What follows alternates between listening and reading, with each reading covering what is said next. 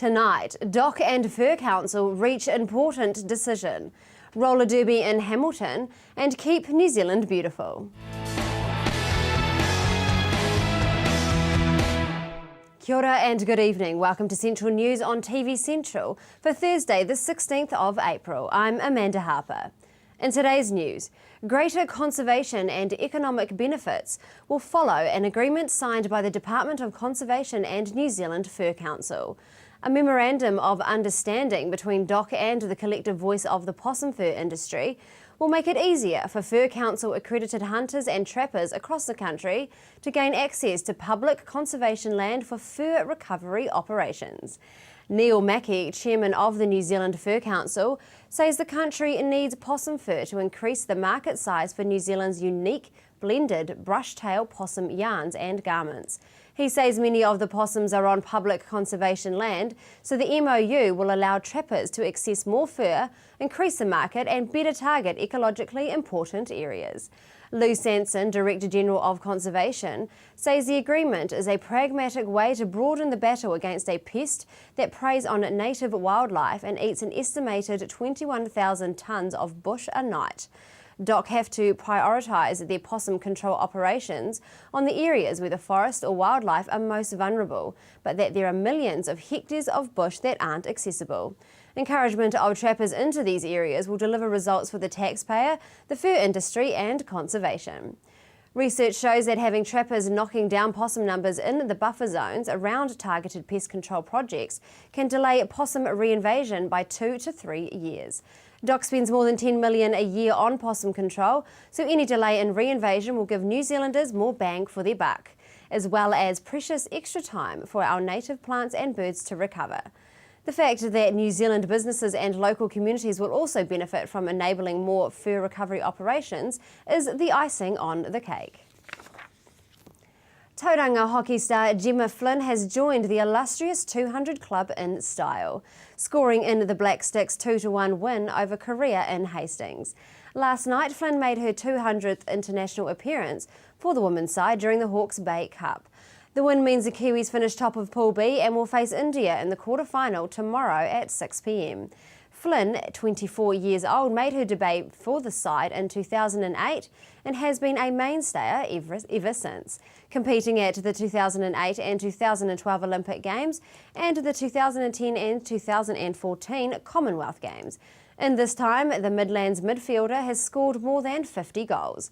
In the sport's history, there are only 4 other Black Sticks women to reach 200 caps during their career. In last night's final game, India held world number 2 Australia to a 0-0 draw, with Australia finishing 3rd in Pool A. The Hawke's Bay Cup sees 8 countries competing against each other: Argentina, Australia, China, India, Japan, Korea, New Zealand and the States. The National Student Union is calling for the government to urgently introduce minimum heating and insulation standards for rentals. Reports by Radio New Zealand indicated that some landlords are not willing to insulate cheaper, and the call echoes statements from Green MP Kevin Haig and Labour MP Poto Williams, both of whom said the slow pickup showed the need for legislation. National Student President Rory McCourt says students are often at the bottom of the heap when it comes to quality of housing. In lieu of standards, it's clear that some landlords think the good health of their tenants is optional. It shouldn't be. Clearly the market isn't working, he says. Students are paying more than ever in rent, but their flats remain cold and damp. Given how much students are forking out for flats, he thinks that landlords can and should foot the bill, especially when there is a subsidy available. Tauranga City Council have apologised after complaints about a foul smell coming from Te Maunga wastewater treatment plant following a pump failure. A council spokesperson says the odour is quite unpleasant and, depending on the wind, is reaching beyond Te Maunga Lane and into the adjacent residential area. A statement from council says the pump fault created problems with one of the wastewater treatment plant clarifiers, hence the odour. Staff were alerted to the problem on Tuesday. The fault was identified and has been fixed. The system is back to working as normal and the smell will hopefully retreat over the next 24 hours. And now for our region's weather. Hellmilton, expect cloudy periods with a few showers, northwesterly developing. It will be a high of 18 and low of 10. Rest of the Waikato will be cloudy with a few showers in parts. Pairo 20 and 10, Matamata 18 high 10 low, Te Awamutu 18 10 and Tokoroa 16 high and 9 low. Tauranga will be fine with northwesterlies developing in the morning, high of 20, low of 13. Te Puke, your high is 18 and overnight low of 12. And for our marine forecast, on the west coast, Raglan tending Friday afternoon to a northwesterly 15 knots, moderate swell. High tide is at 12 past 9 p.m. East Coast Bay of Plenty tending Friday morning westerly 15 knots as well. High tide is at 5:52 p.m. Coming up in the show, a roller derby in Hellmilton. Welcome back to Central News. Hellmilton Roller Ghouls has been going strong since 2009 and is part of a fast-growing sport in New Zealand, roller derby. We caught up with the head of the men's league and skater, Gary Moffit, to find out more about the sport and the organisation behind the Hellmilton Roller Ghouls. Well, the Hellmilton Roller Ghouls was started in 2008-2009 when Miss Metal Militia came back from skating in Canada with Terminal City. So she came back to Hellmilton and decided that Hellmilton needed a roller derby team. And there was already a couple of teams starting up in New Zealand then, so it just seemed natural to start one here in Hellmilton. I've got to ask, where did the name come from? The name? I think that was first come up by Miss Metal Militia. You can tell by her name that she's into sort of the gothic kind of thing, so it kind of just played its part, and yeah, that's how it got its name. So what exactly is roller derby? Roller derby is a full contact sport played by two teams on quad roller skates. So it's a game basically broken down into two 30-minute halves, and then those are broken down into up to 2-minute jams, in which there's 5 people on the track, and one of those 5 people is a point scorer, and they have to try and get through the other team and score as many points as they can. It's the short of it. So what skill set do people need to have before joining? Just a good attitude is basically the best skill. Most people that play roller derby have never skated before, so they just come along and start skating and just love it, and they just get better and better, and yeah, it's great fun. Now, it's a pretty high impact sport. Is there a high risk when it comes to injuries? Not really, probably no more than any other sports. Actually, you find more injuries happens while you're not playing the game, when you're just mucking around on roller skates and yeah, you fall over, but during the game you don't see very many injuries at all. How big is the team behind the organisation? There is quite a few people behind the scenes in roller derby. You need, per game you need 7 refs. You also need what they call non-skating officials who keep track of the score, the penalty count and things like that. So all in all, there is quite a large number of people involved. Do you get support from other sports teams? Not really.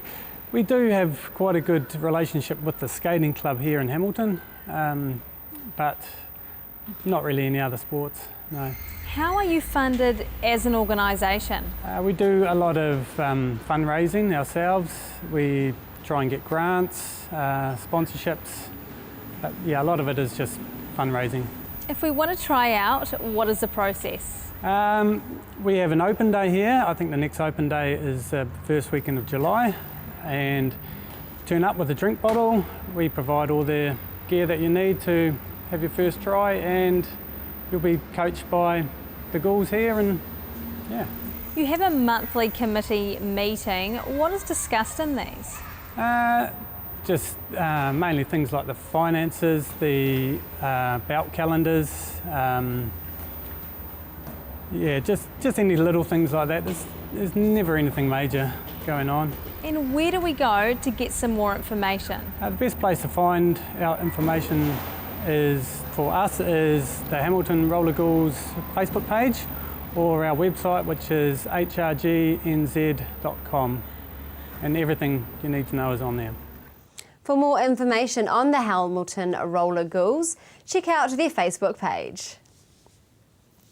Next up, Keep New Zealand Beautiful has been around for decades. Joanne Powell paid us a visit to tell us what the beloved Kiwi organisation responsible for the Tidy Kiwi has been up to. But first up, a short clip.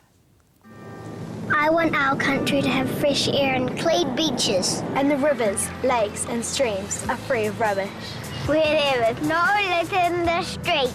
And people are proud of their home. Aotearoa. Play your part. And together, let's keep New Zealand beautiful.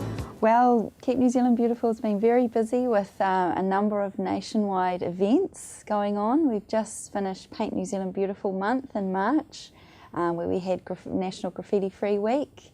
We also have our nationwide school competition called Wallworthy, where schools can register their murals and prizes are given of paint and products. Our main event, of course, is our Cleanup Week, which is in September. And last year, this was our biggest ever success with 562 registered events. So there were schools, community groups and businesses who all got involved to clean up their patch. So that's our biggest one, and we also are working towards Arbor Week. So there's going to be a lot of planting going on around the country.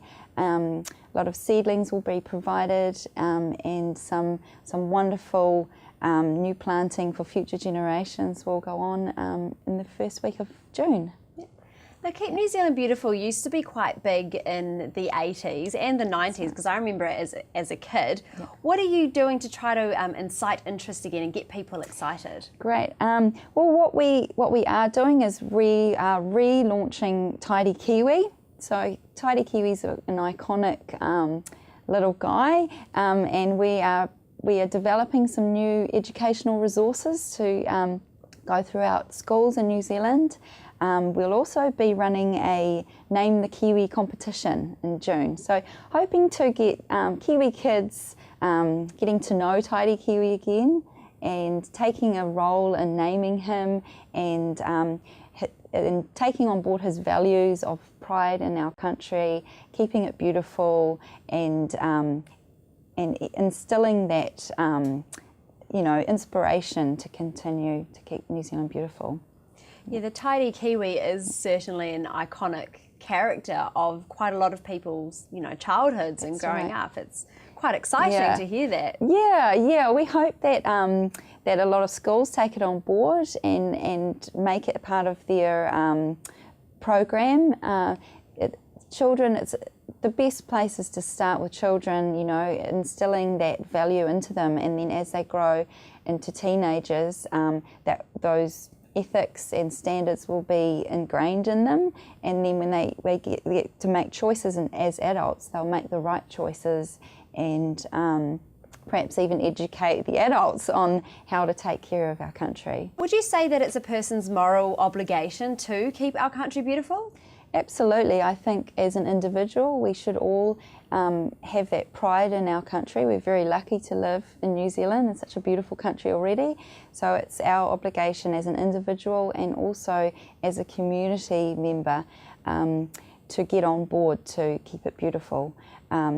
Research has shown that if we, it's the theory of the broken window in a building. If there's no broken window, it will maintain that beauty. If, say, a little bit starts, then people don't feel so bad adding to that. So we want to keep it beautiful to start with. So it's absolutely everybody's moral obligation. Yeah. Thank you. We'll be back with more after the break.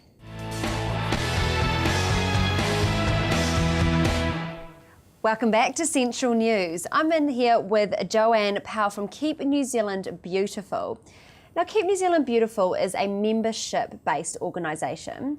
What does this mean? That's right. So people can join up as an individual member for an annual fee, and we also offer business memberships, which is based on the size of the business, and there is also ways of getting involved by corporate sponsorships. The memberships allow you to be part of inspiring and educating and being able to, for us to provide resources to community groups to get all these initiatives and projects happening. There are also, if you have an interest in a specific area, we can help to provide some stickers, resourcing, establish the contacts that we already have to make things happen.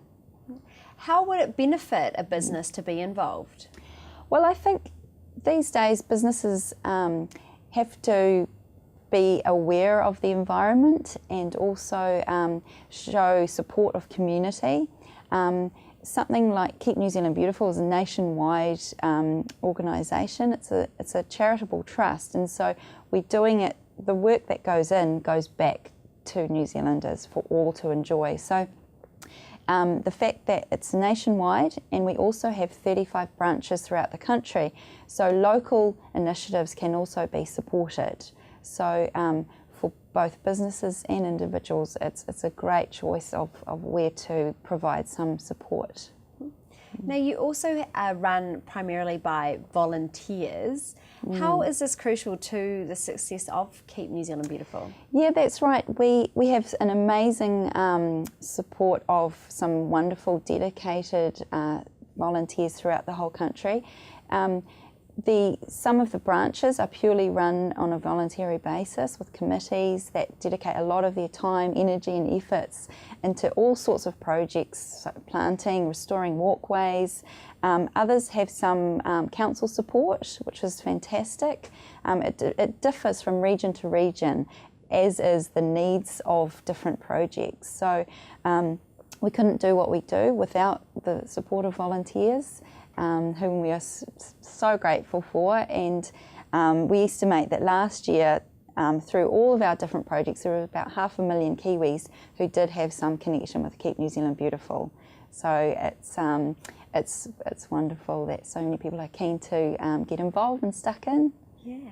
Now, is it just for New Zealand? Like, is it only a Keep New Zealand Beautiful, or is it all around the world? No, that's a great question. We're actually, there are Keep different countries beautiful all around the world. Keep Scotland Beautiful, Keep Australia Beautiful. Australia is even broken into Keep Queensland Beautiful in different states. Keep America Beautiful, it's everywhere. And so we like to have a good connection with other countries. We have a good model, obviously, in our country, but we can learn so much from some of the other countries. We're working quite closely with Keep Scotland Beautiful currently. They have a wonderful awards program. Now, we also have an awards program, but we're looking to enhance it and learn from others and keep making it better and better. Make sure you keep an eye out for the comeback of the Tidy Kiwi. In our last story, the Hellmilton Gardens hosts many events and caters to a range of organisations. Rachel Sutton chats to Business Support Coordinator Kylie Burness about the different types of events they host and their goals for 2015. Oh, anything and everything really. Anything ranging from organising a corporate event one day to a wedding the next day to a tour in the garden, concerts. Anything and everything gets thrown at my way. It's great fun. So what exactly is your background, Kylie? Well, I studied locally here in Waikato. I've got an honours degree in strategic management and tourism. So my work experience, I've worked all over New Zealand in the travel and tourism industry. A lot of events as well, both within the corporate market and leisure travellers as well. So a little bit of both at this stage. And what is the one thing that you absolutely love about your role here at the Hellmilton Gardens? Well, being able to work at the gardens is amazing. On my lunch breaks I can just pop out and have a wander around the garden. It's pretty special. Meeting all the different people which come and visit the gardens, it's great to meet people from all over the world and show them what we have here in Hellmilton, this great treasure which we have. And how big is the team at the Hellmilton Gardens? So we've got about 35 staff members at this stage. That includes the gardeners as well as the general maintenance team as well as the admin staff. So we're a pretty small staff team here at the gardens, but we look after the whole site. Now, you host a lot of events here at the Hellmilton Gardens. How do you decide what events you're going to take on? Well, we like to try and do as much as we can, really involve the community. It's a community facility, so anything which we can provide for the community is great. I mean, we have corporate dinners for 500, we have intimate weddings for 20, we have tours, we have concerts and shows and performances. This weekend we have a boxing match in one of our venue rooms, so really does range significantly here at the Gardens. And what are your personal goals that you're wanting to achieve here at the Gardens for this year? Well, at the moment, all the new gardens which are being developed and the 4 gardens which are going to be opened in the next 4 years, that's really exciting. So it's really just getting the word out there and promoting our venue as such a unique spot for anyone. And it's really just about getting that word out there and using this venue as much as we can. Now, what are some events that you have coming up this year? Oh, well, we have regular events which we have each year. Some of the bigger ones coming up. We've got a wedding expo, we've got the Begins conference coming up, we've got a number of community events as well. So really exciting the next couple of months. Now, the Turtle Lake Cafe, this is also a venue. What type of events do you hold there?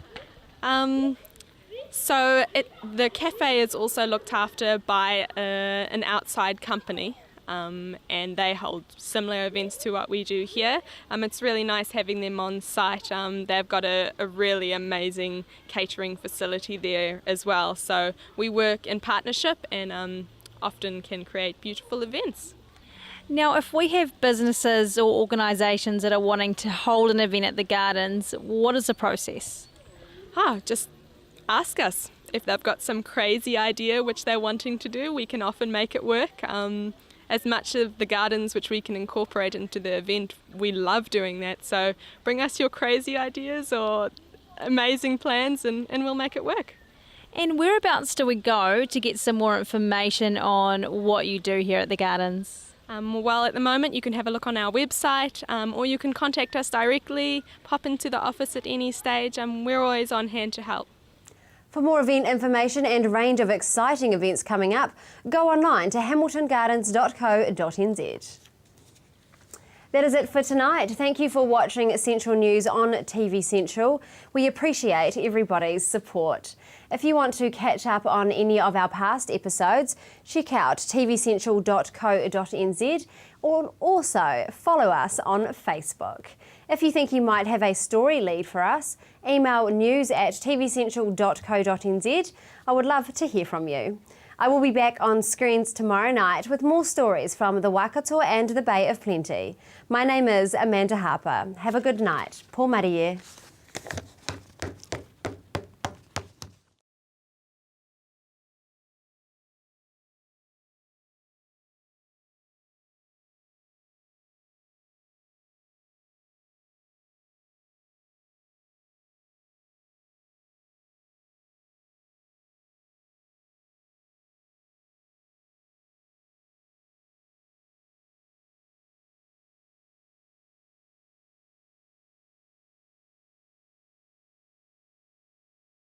This has been an Alpha Media production, a division of Television Media Group.